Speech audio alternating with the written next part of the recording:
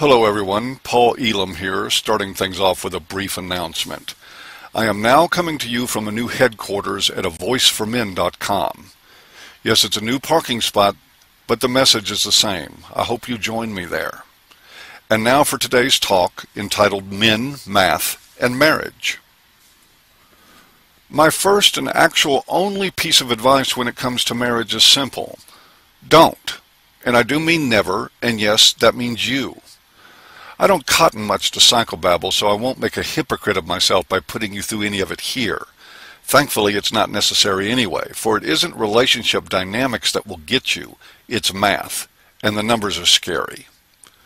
First, and most of you already know this, more than half of all marriages end in divorce, not counting the ones that end in murder, suicide, and psychiatric facilities. But that doesn't mean that only half of marriages are failures. There's a lot of failed marriages that don't end up as divorces. These are the people who stay married and make a hobby out of hating each other like Palestinians and Israelis. And the math on marriage isn't near as disturbing as the numbers you will be faced with when it's over. The equation goes roughly something like this. One angry wife plus one lawyer plus one family court equals one impoverished man living in a studio apartment and driving a 1981 Buick Skylark. Numbers are sometimes ugly, but they don't lie. But wait, you say, I can change that equation with a prenup. Well, yes you can. Here are the factored weighed results on that one. One angry wife plus one lawyer plus one family court plus one prenuptial agreement equals one impoverished man living in a studio apartment and driving a 1982 Buick Skylark. Prenups actually take more time to draw up than the courts take tossing them aside. They're useless. And the fact of the matter is that in modern culture, men are better off downing 10 shots of tequila and stumbling blindfolded through a minefield than in getting married. The odds are just that bad. Think about it for a moment. Marriage is quite literally an investment not only of your heart, but of all your work, income, and future income, especially when children are involved. Now, if an investment broker told you he had a deal in which you could invest with mostly intangible returns, and there was a more than 50% chance that you would be wiped out and spend most of the rest of your life paying the margin call or going to jail, how much would you invest? Well, oh, come on now, you might be saying. It's not fair to reduce the institution of marriage into a financial equation. Well, yes it is. Believe me, if the woman you marry doesn't heavily consider your income prior to saying yes, she is the infinitesimal exception. And for those of you who still think that it is natural and right for a man to be the breadwinner and the head of the family, please note that that would be the same head that gets lobbed off in the family courts where more than half of you will end up. And even if you don't think for whatever reason that marriage is about money, buddy, you better believe that divorce is. Reducing holy matrimony to assets and liabilities is precisely what family courts are designed to do, and they do it with brutal efficiency. If you walk into one of those places as a man in Western culture, you will find that out in the most sobering ways imaginable. Your experience there will leave you with a mental block. You won't even be able to say the words family court again, for they will find you shivering in the corner, mumbling incoherently about that place. A lot of married men already know this. Those are the guys in the other half of the marriage statistics. You know, the group that is successful. Plenty of them have consulted lawyers because they wanted to escape insufferably nasty, horrifically high-maintenance wives. But the more legal realities they heard, the more those banshees to which they were married began to resemble June Cleaver in their minds. As soon as they coined the phrase, "take him to the cleaners," the follow-up, "cheaper to keep her," wasn't far behind. Just don't do it. Living with a woman may be a better option, but you need to be careful with that one too. Depending on the laws where you live, you could end up married without knowing it. So gather your facts. Yes, guys, that means go see a lawyer, one that understands men's legal issues. Do it before you shack up with somebody.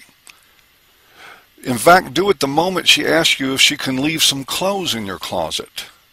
Better yet, do it now if you're single and can still think from the neck up. Consider the legal consult the investment of a lifetime, because it could well be.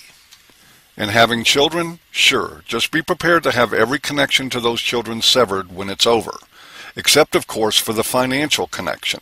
That will be maintained at gunpoint. So choose that Skylark carefully. You'll be driving it for a long time.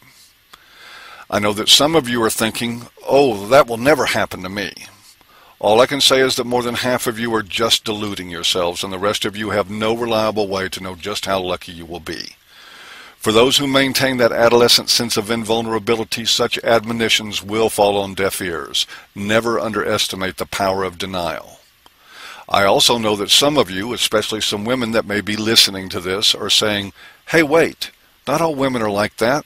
They're not all the same. And you're right, they're not. But all family courts are the same. Screwed in L.A., shafted in New York, swindled in London, doesn't matter. They're all the same.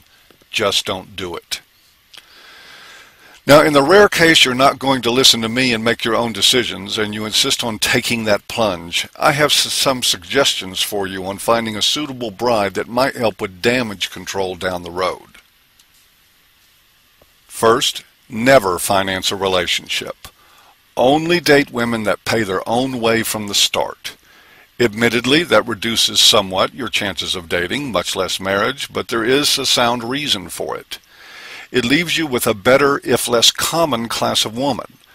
For if a woman feels that she is entitled to ride your wallet through life when she is infatuated with you, when you can do no wrong and are the most interesting man she has ever met, just imagine how she will feel about your wallet when she hates the very sight of you and the sound of your voice makes her want to claw her own eyes out. Also, watch her behavior and actually learn from it. How does she act when you disappoint her? What is her reaction to hearing the word no, or when you choose your way instead of her way? If she takes it in stride and moves on, then you might have a keeper. Inflection on the word might.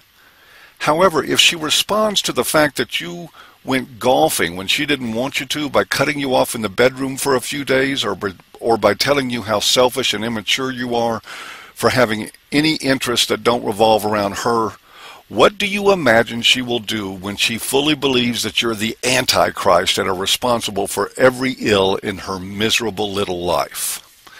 And that, gentlemen, is precisely the woman you will face in a divorce. She won't be rational or reasonable or even principled. She will be quite literally your mortal enemy, and she will have the full force of the state on her side. Make that a 1971 Pinto. And so there you have it, guys, a brief primer on the potential house of horrors we call marriage. All you need to do to have a fighting chance, though, is to find a woman who makes her own money and considers it only natural to pay her way.